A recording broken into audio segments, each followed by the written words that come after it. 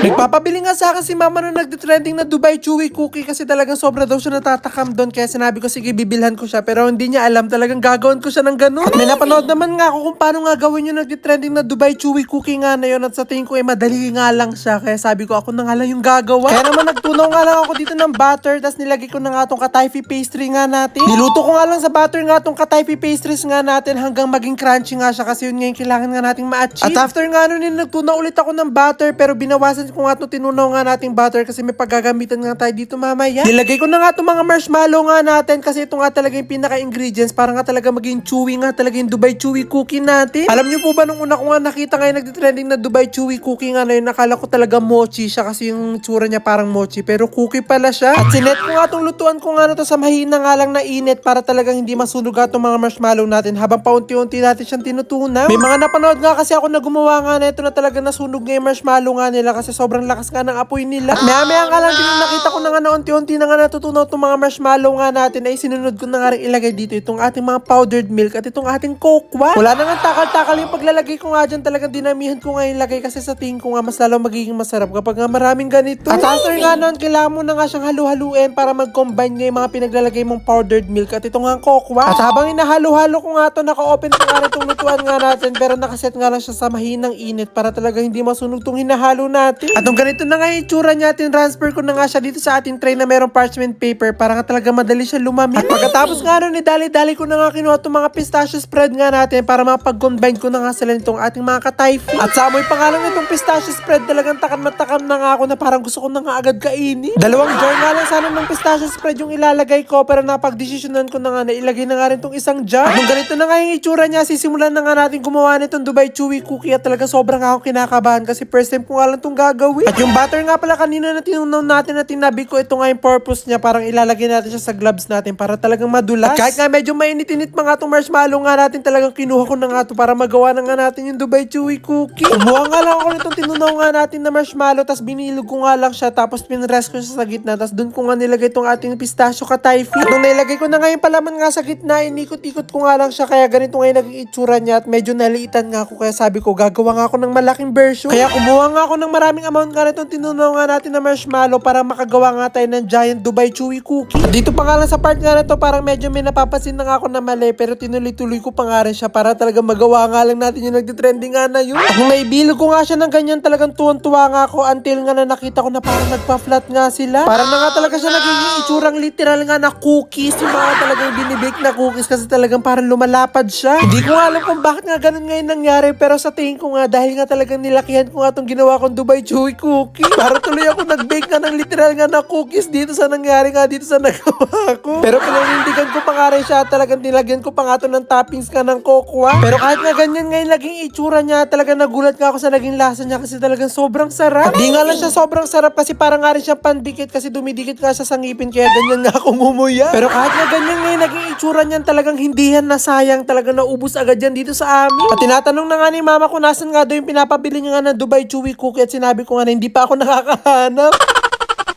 Ito mo ka sa may chichirya. Pwede humingi ng chichirya mo. Ito mo ka may Jollibee to. Pwede humingi ng price mo. So mga kapudi, recess na namin dito sa school. At sakto wala akong baon. So nakita ko yung mga classmate ko, marami silang baon. So samahan niyo ako mamburaot. Hello, pwede ba tigim ng price mo? Pwede ba tigim isa? Ayun.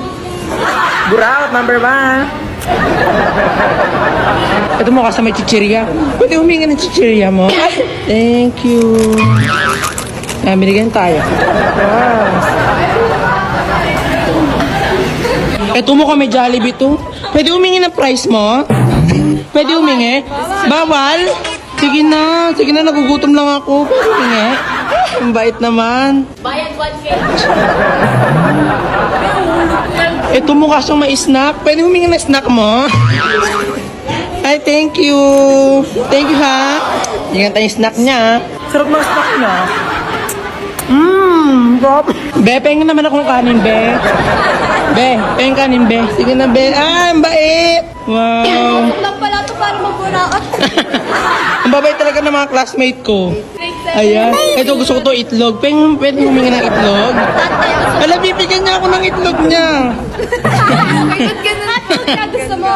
Oh my God! Oh my God! Thank you! Meron na tayo pang recess! So tara na, kainin na natin to.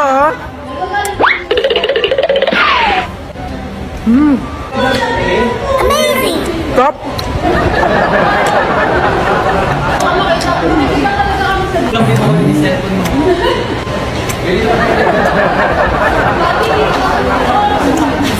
Babalik ng mga classmates ko. Uy, nagagawan sila sa price. Uy, akin na lang. Second batch, French fries.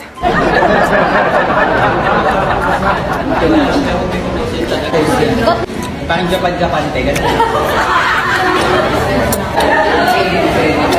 Ayan, meron na naman nagbukas ng kanyang lunchbox. Pwede humingi ng ulam?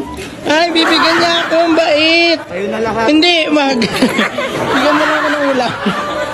Mag-explain mo. Yan, okay na yan. Thank you. So, ayan, nakahingi tayo ng tapa. So, ito na yung ating third batch. Ayan. Sarap ng ulam niya, ha? Uy, may snack din siya. Pwede humingi ng kanin? May snack siya. Wow. Pwede kanin lang. And thank you. Ang dami naman pagkain ng mga classmate ko. Amazing!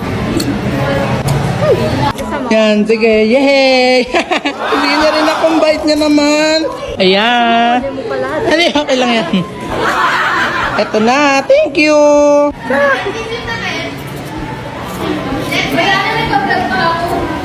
Stop. Ayan, meron pa sa akin nagbigay ng siomay. Thank you. Wow.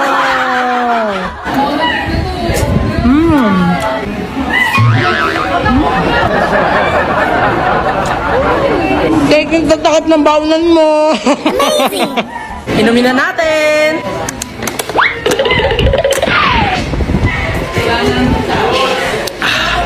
Ay, salamat. Nabusog na ako. Finally nga natapos na nga itong pinapagawa nga namin swimming pool. Kaya samahan nyo nga kami ngayong araw kasi lalaman na nga namin ito ng tubig para makapag-swimming na nga kami. So sakto-sakto nga na talagang summer na nga ngayon na talagang pinabilis na nga namin yung pagtatapos dito ng aming swimming pool at finally natapos na nga rin siya. So ngayong araw samahan nyo nga ako kasi lalagyan na nga namin siya ng tubig para makapag-swimming na nga kami. So let's go! Ay, wala pa palang tubig, tatalon na ako. At syempre, bago nga natin siya lagyan nga ng tubig, kailangan muna malinis nga itong ating swimming pool. Kaya naman agad-agad ko nga kinuha itong aming walis tambo para makapagwalis nga muna ako dito. Dito nga kasi napupunta nga yung mga dahon nga na nagsisiliparan. Kaya kailangan ko nga itong alisin para hindi nga madumihan nga yung tubig nga na ilalagay natin dito. Kung kailan nga pagod na nga ako sa pagwawalis nga dito, tsaka kung mga nalaman na meron nga pala kaming blow. Kaya naman agad-agad ko nga pinakuha para mas mapabilis ko nga yung pag-aalis nga ng mga dumi. Pagkatapos ko nga mag-alis nga ng mga dumi nga doon, pumunta naman nga ako dito nga sa hagdan at ito naman nga ang winalis ko. Ito nga talaga yung isa nga sa mga dahilan kung bakit nga excited nga ako umuwi nga dito nga sa probinsya nga namin dahil nga dito nga sa nagawa na nga namin swimming pool. Nagwawalis pa nga lang ako dito pero excited na nga ako mapunungan ng tubig nga itong swimming pool nga na to kasi talaga sobrang init nga ng panahon nga ngayon at talagang masarap magbabad nga sa tubig. So finally tapos na nga tayo magwalis so maglalagay na tayo ng tubig. At dahil nalinis ko na nga itong pinaka-swimming pool agad-agad ko na nga isasara nga itong pinakadaluyan nga ng tubig nga dito para makapag-ipon na nga ng tubig yung swimming pool. Pagkatapos nga nung kinuha ko na nga rin nga yung hose nga namin para maumpisan ko na nga yung maglalagay nga ng tubig. Ewan ko lang pag hindi pa to napuno agad. So ito na yung hose natin. Lalagyan na natin ng tubig ng swimming pool. Napupuno to agad. Siguro nga pag ito nga yung ginamit nga namin pagpupuno nga ng swimming pool talagang tapos na nga yung bakasyon talagang hindi pa nga namin naliliguan tong swimming pool. Kaya naman agad-agad na nga namin kinuha nga yung gagamitin nga talaga naming tubo nga para mabilis nga talaga mapuno nga yung swimming pool ng tubig. Nakaready nga talaga itong mga tubo nga na malalaki nga na to para ito nga yung gagamitin nga namin para mabilis nga namin malaman nga ng tubig nga yung swimming pool. Ito nga kasi yung tubo nga na isasalpak nga namin doon sa pinakatangki nga ng tubig dito sa amin para masalin nga namin yun at madala nga dito nga sa swimming pool. Kaya naman agad-agad na nga namin pinagtulungan nga na ibukadgad nga itong tubo nga para maikabit na nga namin siya dito nga sa tangke ng tubig. Ito ang ginagamit nga na tubig namin dito nga sa probinsya ay galing nga ito sa bukal kaya talagang meron nga kami ditong unlimited na tubig. Kaya hindi nga kami mamumroblema nga kung tataas nga yung bill nga namin ng tubig kasi libre nga lang namin nakukuha yun. Maya nga rin din naglabas na nga ng tubig nga itong pinakatubo kaya talagang sobrang saya ko nga kasi sigurado ako na malalaman na nga namin na mabilis nga itong swimming pool. At habang inintay ko nga na mapuno nga ng tubig nga itong swimming pool nga namin, iinom nga muna nga ako nitong iniinom ko nga na herbal capsule nga ng Power Cell. Ito nga kasi yung secret ko nga kung bakit nga sobrang taas nga lagi ng energy ko kahit nga sobrang init, kasi bukod nga sa maayos na nga laging pagtulog ko, dahil dito talaga nakakatulong pa siya para maiwasan yung diabetes, hypertension, cardiovascular disease, pneumonia at cancer. Ito nga kasing herbal capsule nga ng Power Cells ay hindi nga basta-basta, kasi talagang punong-puno nga talaga siya ng mga natural nga na ingredients na nakakatulong nga sa ating katawan. Kaya naman nung natapos na nga ako uminom nga ng Power Cells, ay agad-agad na nga akong pumunta nga dito nga sa swimming pool para nga check nga kung gano'n na nga kalalim. Kaso sa laki nga nito swimming pool nga namin, talagang hindi man lang umabot nga sa tuhod ko, kaya naman tumulong na nga lang ako dito sa pagpapahala. May pinapa-landscape pa nga kasi si mama nga dito, at para nga talaga to maging mas maganda nga itong swimming pool nga namin. Kaya naman excited na nga ako dito nga sa pinapa-landscape nga ni mama, kasi sigurado ako na magiging mas maganda nga dito. So, dahil nga medyo matagal-tagal nga mapuno itong ating swimming pool, dahil nga sobrang laki nga talaga, at ito pa nga lang yung napupuno sa kasalukuyan, at magagabi na nga. So i-update ko na nga lang kayo sa susunod na video kapag napuno na nga to. So hintayin na lang natin. Bye!